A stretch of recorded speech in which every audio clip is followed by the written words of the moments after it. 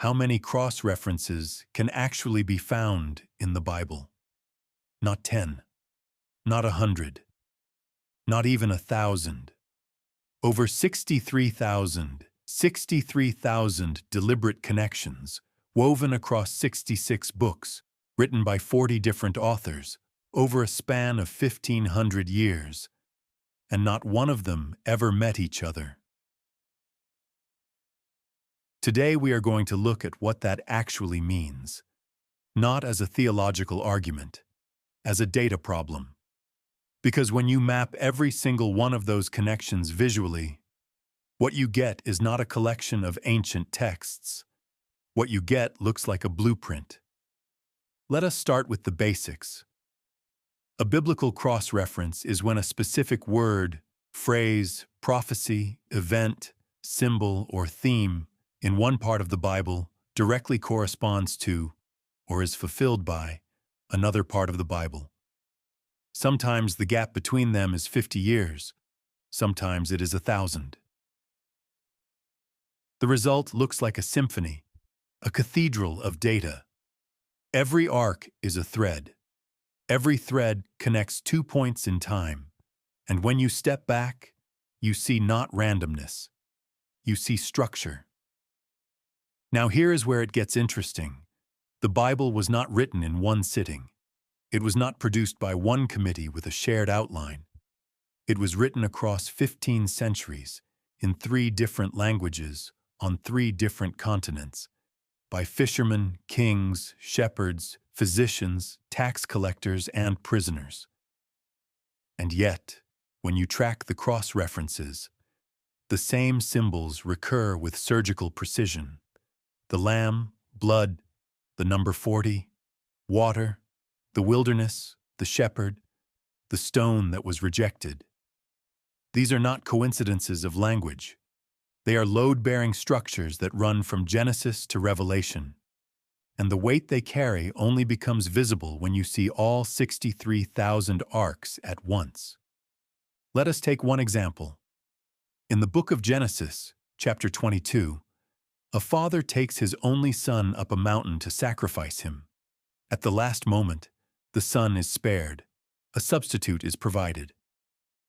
The location is called by the Father. The Lord will provide. That location, Mount Moriah, is the same mountain on which Solomon later builds the temple. It is the same mountain on which, roughly 2,000 years after Genesis, a man carries a wooden beam up the hill and is not spared.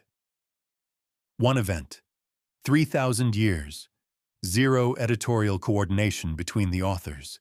The arc connecting Genesis 22 to the Gospel accounts spans the entire length of the biblical library, and it is one of 63,000. Here is another one. The book of Exodus describes a Passover lamb. It must be without defect. Not a single bone may be broken. Its blood is applied to the doorframe. Death passes over the household. Now go to the Gospel of John.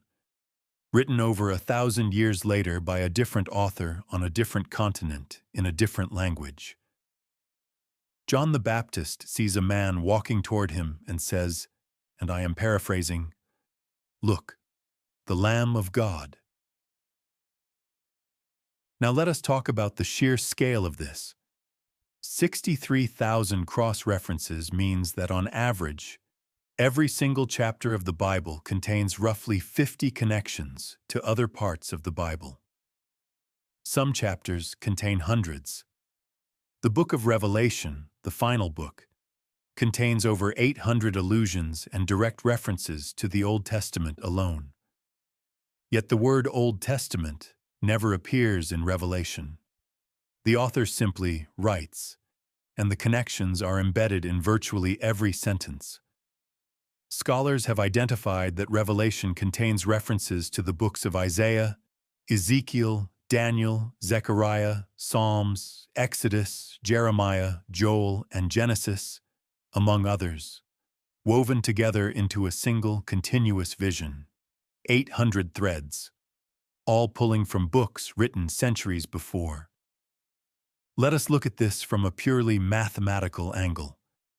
If you were to take 66 books, written by 40 unconnected authors over 15 centuries, and attempt to deliberately engineer 63,000 internally consistent cross-references, what would that require?